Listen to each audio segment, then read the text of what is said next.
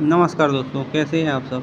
आज मैं आपको एक जो भी हमारा टेलीकॉम साइट्स पे पीआईयू यूज होता है उसके बारे में बताएंगे। पीआईयू मीन्स की पावर इंटरफेस यूनिट, उसी को हम पीएमएस भी बोलते हैं, पावर मैनेजमेंट सिस्टम। आप देख सकते हैं कि इसके बारे में आज हम लोग इस वीडियो में जानेंगे। सबसे पहले इम्पोर्टेंस ऑफ पीआईयू सिस्टम के इम्पोर्टेंस के बारे में जान लेते हैं। आप देख सकते हैं साइलेंट फीचर ऑफ पीआईयू, जैसे कि lightning and surge protection. Lightning और सर्ज प्रोटेक्शन के लिए भी हम पीआईयू यूज करते हैं। ऑटो फेज सेलेक्टर का काम करता है पीआईयू। स्टैटिक मेंस रेगुलेटर का काम करता है, ठीक है। बिल्ट इन आइसोलेशन ट्रांसफार्मर, इसके अंदर एक आइसोलेशन ट्रांसफार्मर भी यूज होता है। Micro controller based EMF panel, इसमें ईएमएफ पैनल होता है। ऑटो ईएमएफ पैनल का फुल फॉर्म होता है ऑटो मेंस फेलियर, ठीक है, जो कि माइक्रो कंट्रोलर बेस्ड होता है, ठीक है। Security and safety alarm system इसके अंदर होते हैं, ठीक है। एसी डिस्ट्रीब्यूशन का भी काम करता है।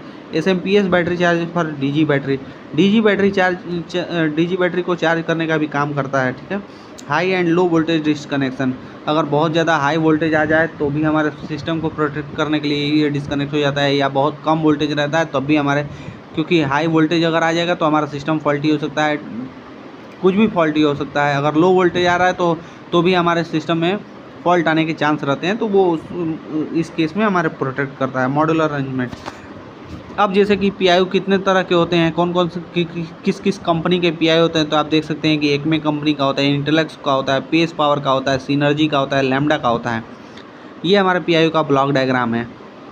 आगे हम देखते हैं फंक्शन एंड इंडिविजुअल असेंबली, इसके बारे में हम लोग जानते हैं। जैसे कि पीआईयू का डिफिनीशन क्या होता है। PIU is a combination of multiple element. PIU जो है मल्टीपल एलिमेंट का कॉम्बिनेशन होता है। Each element having its own job to be delivered, हर एक सेक्शन का इसका एक अपना अलग काम होता है। जैसे कि सब assembly in PIU and their function, PIU के अंदर जो सब असेंबली है उसके काम और फंक्शन के बारे में जानते हैं। जैसे कि एमसीबी और एमसीसीबी इसमें लगे होते हैं। शॉर्ट सर्किट और ओवर वोल्टेज प्रोटेक्शन का काम करता है एमसीबी और एमसीसीबी। एसपीडी लगे होते हैं। सर्ज प्रोटेक्शन डिवाइस इसमें लगे होते हैं, एसपीडी।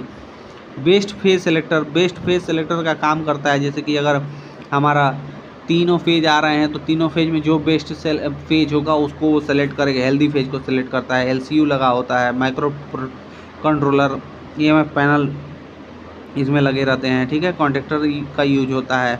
अलार्म सेक्शन होता है। रिमोट मॉनिटरिंग के लिए अलार्म सेक्शन होते हैं। जैसे कि हमको साइट पे जाके पता नहीं करने का ज़रूरत है हमारा साइट डीजी पे चल रहा है या ईवी पे चल रहा है, वो ऑटोमेटिकली हम लोग अलार्म के थ्रू हमको ये सारी चीज़ें बताता रहता है। बैटरी चार्जर, डीजी बैटरी अगर लगा है तो उसको चार्ज करने के लिए इसमें हमारा चार्जर लगे होते हैं। अब आते हैं layout of advance power system. अगर हमारा जो टेलीकॉम साइट्स है उस पर जो है हमारा उसका ये लेआउट देख सकते हैं, क्या क्या इक्विपमेंट होती है। जैसे कि ईवी ट्रांसफार्मर होता है जो लगा रहता है। ईवी मीटर से जो आउटपुट आता है वो ईवी ट्रांसफार्मर से जो आउटपुट आता है ईवी मीटर में आता है। जैसे आप देख सकते हैं कि ये हमारा ट्रांसफार्मर हो गया, ट्रांसफार्मर से ईवी मीटर में आया, ईवी मीटर से जो आउटपुट निकल के आता है वो हमारा पीआईयू में आता है, ठीक है। पीआईयू से दो जगह जाते हैं। पीआईयू से डीजी का जो आउटपुट कनेक्शन है वो भी पीआईयू में आता है, या पीआईयू से जो आउटपुट निकल के जाता है वो हमारा एसएमपीएस में आता है। एसएमपीएस से बैटरी बैंक कनेक्ट रहता है, आप देख सकते हैं। एसएमपीएस से ही हमारा बीटीएस कनेक्ट होता है, आप देख सकते हैं। तो ये सारी चीज़ें हैं, ये हमारा लेआउट हो गया।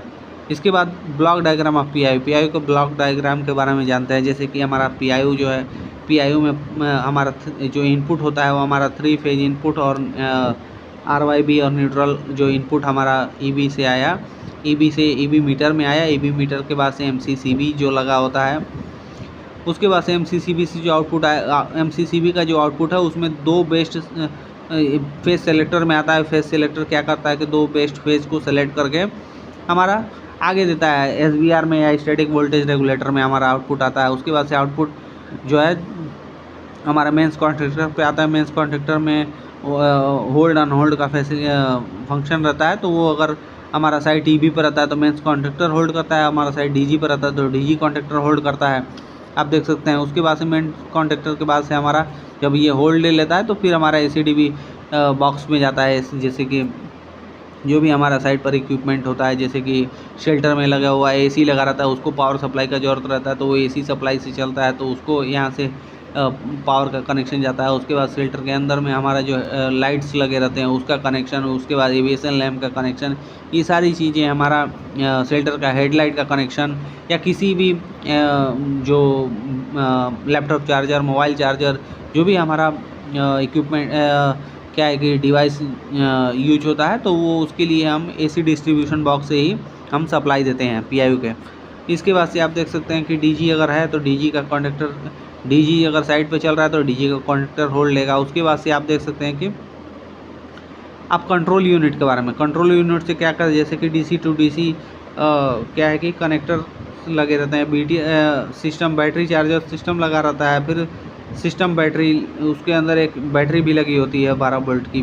BTS बैटरी मॉनिटरिंग के लिए इसमें हमारा अलार्म का क्या है कि फैसिलिटी रहता है। उसके बाद से हमारा टेम्परेचर सेंसर का भी इसमें लगा रहता है, फिर डोर सेंसर भी लगे रहते हैं, ये इसका अलार्म जनरेट करता है। उसके बाद फायर एंड अलार्म सिस्टम का भी ये जनरेट करता है। अब आते हैं PIU क्लासिफिकेशन एंड उसके फीचर्स। जैसे कि PIU कितने तरह का होता है, तो जैसे कि आप देख सकते हैं कि 3 phase input and single phase output का भी PIU होता है, 3 फेज इनपुट और 3 फेज आउटपुट का भी PIU होता है, 3 phase input and 2 phase output का भी PIU होता है। एक PIU होता है जो कि सिंगल फेज इनपुट रहता है और सिंगल फेज आउटपुट भी मतलब कि देता है वो। अब आप देखिए features of PIU working with mains, work with wide range of EV input voltage, work on best of 2 phase selector. जैसे कि अगर हेल्दी वोल्ट या बहुत ज़्यादा वोल्टेज आए तब भी ये काम करता है, इसमें 2 फेज को सेलेक्ट करके ये काम करता है। ऑटो ट्रांसफार्मर इसमें लगे रहते हैं। Wide range of low and high input voltage, normally voltage with 5% tolerance के लिए ये चलता है। Switching between tapping and SCR technology. Input and output voltage के बारे में जान लीजिए। जैसे कि PIU का इनपुट क्या रेंज क्या होता है, input voltage range of PIU is 240 volt to 485 volt.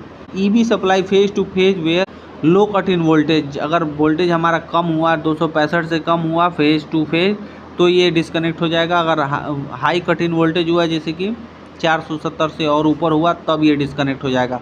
Output voltage range of the PIU is 230 volt ±5%। Single phase output इसका क्या हो रहता है हमारा 230 वोल्ट ±5% रहता है। Operational with 3 phase DG 415 with ±5% tolerance. For operation with single phase DG 230 volt, ये output हुआ 230 वोल्ट विथ ±10% टॉलरेंस। अब आते हैं MCB और MCCB जो इसमें यूज होता है। MCB भी यूज होता है और MCCB भी यूज होता है। MCB के बारे में जान लेते हैं। MCB क्या होता है, MCB मिनिएचर सर्किट ब्रेकर, आप देख सकते हैं। और ये हमारा MCCB हुआ, मॉडल्ड केस सर्किट ब्रेकर। ये हमारा आता है 6 एम्पियर से 125 एम्पियर के बीच में।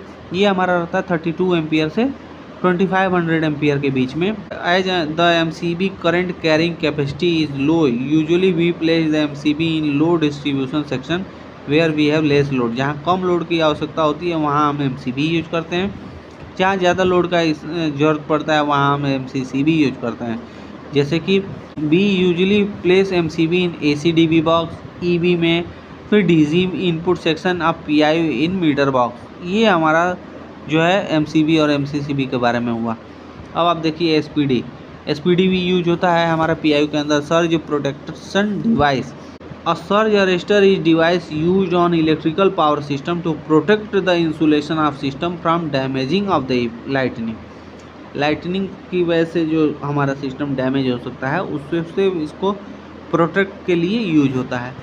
Surge arrester has a high voltage terminal and grounded terminal, ठीक।